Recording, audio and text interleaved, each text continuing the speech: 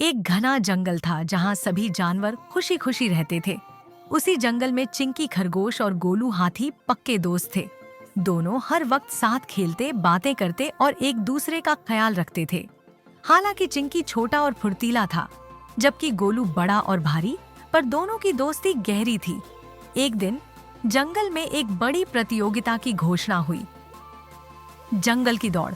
सभी जानवर इसमें हिस्सा लेने के लिए उत्सुक थे और चिंकी ने भी दौड़ में हिस्सा लेने का निश्चय किया। गोलू भी दौड़ में भाग लेना चाहता था, पर चिंकी को लगता था कि गोलू के लिए दौड़ जीतना बहुत मुश्किल होगा। उसने गोलू से कहा, तुम्हारी टांगे भारी हैं, तुम दौड़ में नहीं जीत पाओगे। अच्छा होगा कि तुम इसमें हिस्सा ना लो। गोलू थोड़ा उदास हुआ, पर उसने सोचा कि वह अपने दोस्त की बात मान लेगा। लेकिन अंदर ही अंदर उसे भी एक मौका आजमाने की इच्छा थी। दौड़ का दिन आ गया।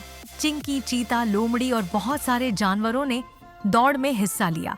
जैसे ही दौड़ शुरू हुई, चिंकी तेजी से दौड़ने लगा और सबसे आगे निकल गया।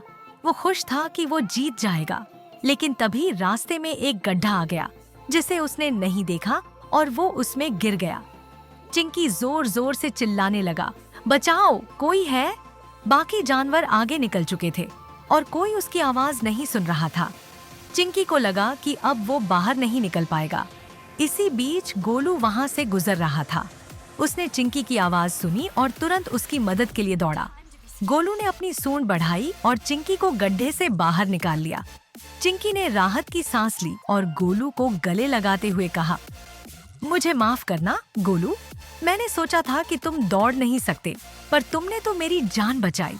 गोलू मुस्कुराया और बोला, दोस्त, दौड़ में जीतना जरूरी नहीं, असली जीत तो तब होती है जब हम एक दूसरे का साथ निभाते हैं। इस घटना से चिंकी ने सीखा कि सच्ची दोस्ती में साथ देना सबसे महत्वपूर्ण होता है, चाहे कैसी भी परिस्थिति हो।